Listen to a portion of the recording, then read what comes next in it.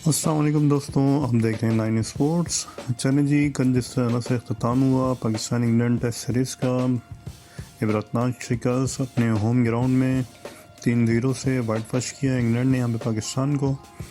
आज फिर बाबर आजम साहब जब आए मैच के बाद प्रेस कॉन्फ्रेंस के लिए, जिस तरह से उनके साथ सवालात हुए, इंतहाई कंफ्यूज नज़र आए यहाँ पे बाबर आजम साहब। सवाल कुछ था, उनका जवाब कुछ था। बिल्कुल जिस तरह की परफॉर्मेंस रही है हमारी टीम की, वैसे आज उनकी प्रेस कॉन्फ्रेंस में बॉडी लैंग्वेज भी नज़र आई।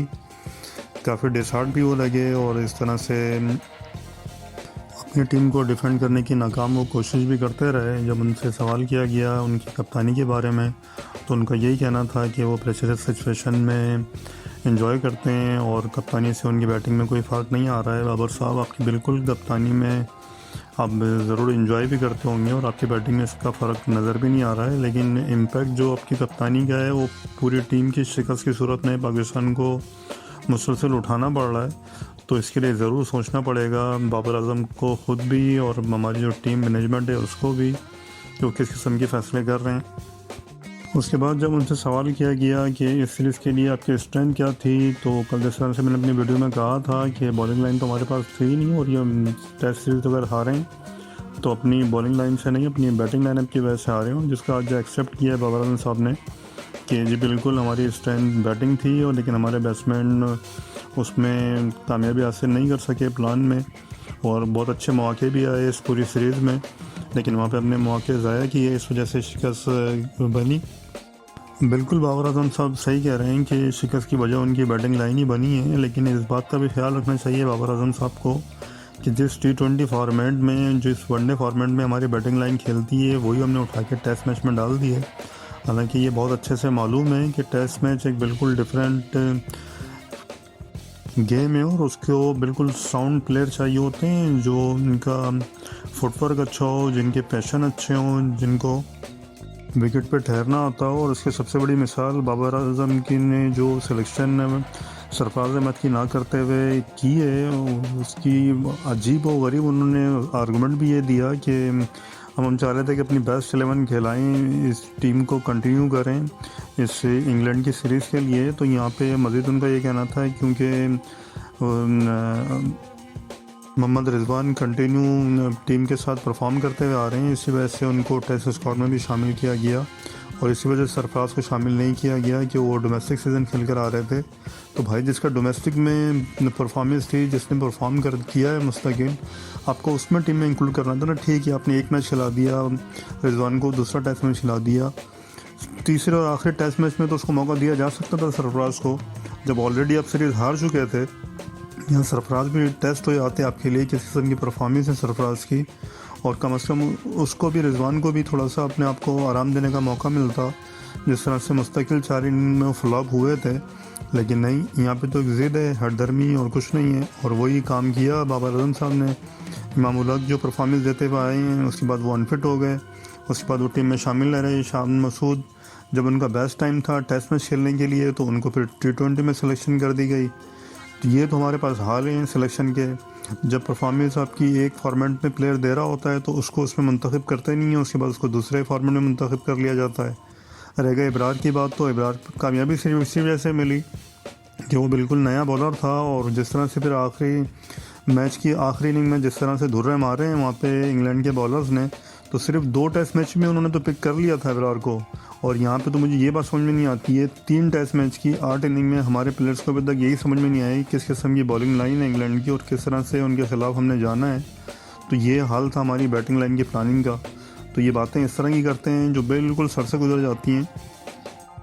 उसके बाद फवाद आलम की सिलेक्शन ना करने पे उनका जवाब ये था कि उनकी जगह सऊद शकील को शामिल किया गया था टीम में, क्योंकि उनकी फॉर्म अच्छी नहीं थी फवाद आलम की, और जिस तरह से परफॉर्म किया है सऊद शकील ने, तो उनकी सिलेक्शन बिल्कुल दुरुस्त साबित हुई है। ये बिल्कुल ही गलत बात कर रहे हैं यहाँ पे बाबर आजम साहब, क्योंकि सऊद शकील जिस नंबर पे खेलते हैं वो फवाद आलम का पहली बात तो नंबर है ही नहीं, और रह गई बात उसकी फॉर्म ना होने की फवाद आलम की, तो दुनिया का ऐसा कोई प्लेयर नहीं है जो मुस्तकिल परफॉर्म करते हुए आए। और ऊंच नीच आती रहती है हर प्लेयर के ऊपर, लेकिन यहाँ पे फवाद आलम का जिस कैलिबर का प्लेयर था उसको ना शामिल करके ये बहुत बड़ा जुल्म किया है। यहाँ पे सलमान आगा की जगह सलमान को मौका दिया गया था, और जिस तरह से सलमान आगा की परफॉर्मेंस है वो सबके सामने है। हर मुश्किल वक्त में जिस तरह से वो विकेट थ्रो करते रहे इस सीरीज़ के अंदर, ये लम्हा फिक्रिया है, और ये बिल्कुल गलत बात कर रहे हैं यहाँ पे बाबर आजम साहब। फिर मज़ीद बाबर आजम साहब का ये कहना है कि इस सीरीज़ के अंदर 2-3 नए प्लेयर्स को मौका दिया गया जिनका डेब्यू दिया हुआ है इस सीरीज़ में, तो उनको कंटिन्यू मौके मिलने चाहिए तभी टीम परफॉर्मेंस देगी भी। मेरे भाई यही तो प्रॉब्लम है, कंटिन्यू आप मौके ही तो नहीं देते हैं। 2021 की अगर हम बात करें, पाकिस्तान में 9 टेस्ट मैचेस खेले हैं जिसमें से 7 में उसको कामयाबी मिली है। क्यों मिली? वो इस वजह से मिली कि टीम कंटिन्यू खेल रही थी। अगर हम अपनी T20 और वनडे का अगर रिकॉर्ड निकाल के देखें तो उसकी वजह बुनियादी यही है जो सक्सेस की है कि कंटिन्यू एक ही टीम खेलती हुई आ रही है। लेकिन टेस्ट मैच में ऐसा बिल्कुल नहीं है, मुस्तकिल हमारे प्लेयर्स इन आउट हर टेस्ट मैच के बाद होते रहते हैं, जिसकी वजह से कॉम्बिनेशन ही हमारे टेस्ट टीम का नहीं बन पा रहा है, और यही सबसे बड़ी वजह है। अगर आप प्रीवियस लास्ट ईयर की परफॉर्मेंस देखें पाकिस्तान की टेस्ट सीरीज़ में बहुत शानदार रही है, लेकिन इस साल ऐसा हुआ कि आखिर जो इतनी नाकामियों का मुंह उनको मुस्तकिल देखना पड़ रहा है। रह गई बात बॉलिंग स्क्वाड की, ठीक है मान लिया हमारे फास्ट बॉलर इंजर्ड थे इस पूरी सीरीज़ के अंदर, लेकिन स्पिनर्स को हमने कौन से मौके दिए? नुमान अली परफॉर्मेंस देते हुए आ रहे थे, शुरू के दोनों टेस्ट मैच उनको नहीं खिलाए गए, क्यों? उसके बाद साजिद खान ने अच्छी परफॉर्मेंस दी, पिछले साल टेस्ट मैचेस में उसको स्क्वाड में ही नहीं रखा गया। इसका जवाब किसके पास है? कुछ नहीं मालूम है। जब एक कंटिन्यू आप करते हुए आ रहे हैं स्पिनर से, सिर्फ ये जाहिद महमूद को इस वजह से इन्होंने टीम में डाला कि वो बहुत टाइम से पाकिस्तान के साथ स्क्वाड में था, उसको मौका नहीं मिल रहा था, तो इस वजह से इस सीरीज़ में उसको मौका दिया। भाई अगर आपने यही काम करना था तो ये आप पहले कर लेते ना, जब आपको मालूम था कि ICC टेस्ट चैम्पियनशिप के लिए कितने अहम मैचेस हैं पाकिस्तान के लिए और किसकी परफॉर्मेंस पास में रही है, तो उसको आप मद्देनज़र रखते। ये टाइम था इस तरह की, आपने जब सिलेक्शन की है टीम की तो रिज़ल्ट तो फिर आपको ऐसे ही मिलने हैं ना। यही यार इन्होंने फ़हीम अशरफ के साथ किया, मुस्तकिल इसको इन आउट टेस्ट मैचेस में करते रहे, और एक अच्छा ऑलराउंडर वो बन सकता था, लेकिन जिस तरह से उसके ऊपर ट्रस्ट की कमी है, मालूम नहीं है क्या है, तभी उसकी परफॉर्मेंस फिर आई नहीं इस सीरीज़ के अंदर भी, और अजीब व गरीब सिलेक्शन करके इस टेस्ट सीरीज़ में एक पाकिस्तान को इबरतनाक शिकस्त हुई है। यहाँ पे रह गई फास्ट बॉलिंग की बात, तो इससे पहले हसन अली उसके अलावा मोहम्मद अब्बास शानदार परफॉर्मेंस देते रहे, और जब आपको मालूम था कि आपकी ये होम सीरीज़ है, ये दोनों अच्छी फॉर्म में भी हैं, अच्छा एक्सपीरियंस भी है इनके पास, क्यों नहीं इनको शामिल किया गया फास्ट बॉलिंग के हवाले से? आपको एक्सपीरियंस ही चाहिए था, तो इन दोनों से अच्छा एक्सपीरियंस किसका था? लेकिन इस तरह से फिर फास्ट बॉलिंग की सिलेक्शन करके अगर एक फास्ट बॉलर से आप टेस्ट मैच खेलने के लिए जाएंगे, उसके बाद ये उम्मीद रखेंगे कि आप ये मैच जीत जाएंगे, तो ये फिर इम्पॉसिबल है। फिर इस सीरीज़ के पहले टेस्ट मैच में आपने नसीम शाह को डाल दिया, हारिस रऊफ को डाल दिया, और विकेट आपने उनको क्या दी? जो बिल्कुल कब्रिस्तान बनी हुई थी बॉलर्स के लिए, और इंग्लैंड को तो ये मौका चाहिए था, उन्होंने वर्ल्ड रिकॉर्ड आपके ख़िलाफ़ बना दिया पहली इनिंग के अंदर 500 से ऊपर रन करके। तो ये आपकी सिलेक्शन थी और ये आपकी प्लानिंग थी। पहला टेस्ट मैच हारने के बाद भी आपने कोई सबक हासिल नहीं किया। दूसरे टेस्ट मैच के लिए नसीम शाह भी अनफिट हो गए, हारिस रऊफ भी अनफिट हो गए, चले जी उनकी जगह आपने फ़हीम अशरफ को शामिल कर लिया, बहुत अच्छा कर लिया। 4 ओवर पहली इनिंग में करवाए हैं फ़हीम अशरफ ने, और दूसरी इनिंग में सिर्फ 5 ओवर करवाए हैं फ़हीम अशरफ ने। तो ये आपकी स्ट्राइक फास्ट बॉलर की तरफ से ही खेल रहे थे फ़हीम अशरफ, और इस तरह से आप इनसे परफॉर्मेंस निकालना चाह रहे थे। उसके बाद तीसरे टेस्ट मैच की बात कर रहे हैं, मोहम्मद अली को ड्रॉप कर दिया गया, क्यों? वो दोनों टेस्ट मैच में परफॉर्मेंस नहीं दे सके। भाई कंटिन्यू उनकी ये बात करते हैं ना, आप करते रहे कंटिन्यू, फिर उसको आप तीसरा टेस्ट मैच भी दे देते हैं ना, उसको पूरी सीरीज़ ही खिला देते। उसकी जगह आपने मोहम्मद वसीम जूनियर को डेब्यू करवा दिया। क्या परफॉर्मेंस रही मोहम्मद वसीम की, सबके सामने। फ़हीम अशरफ साहब एक दफ़ा फिर पहली इनिंग में सिर्फ 1 ओवर उस बंदे ने करवाया, और दूसरी इनिंग में 2 ओवर, टोटल 3 ओवर इस हमारे स्ट्राइक फास्ट बॉलर की तरफ पर जो खेल रहे थे फ़हीम अशरफ साहब, 3 ओवर टेस्ट मैच में टोटल करवाएं। ये हाल है हमारे टीम सिलेक्शन का, और ये हाल है हमारी परफॉर्मेंस का, और फिर ये इस तरह की बातें करते हैं और खून जलाते हैं और कुछ नहीं है।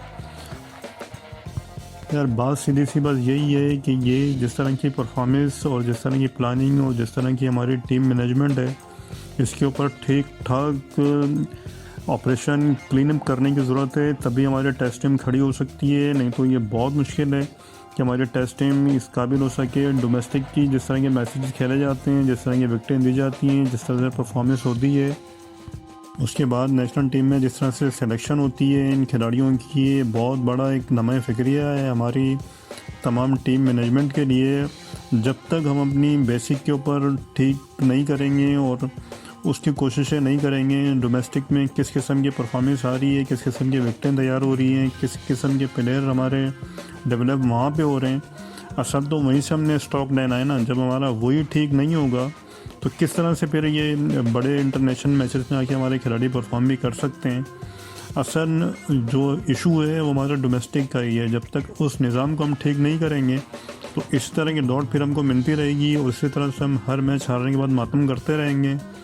तो यहाँ जब तक होश के नाखून नहीं लेगी हमारी पीसीबी मैनेजमेंट अगले मज़ीद मैचेस के लिए, तो शायद ये रिज़ल्ट हमको भी फ्यूचर में देखने को मिलते रहेंगे। फिर ठीक है, एक हफ़्ते के बाद न्यूजीलैंड की सीरीज़ सर पे आके खड़ी हो गई है।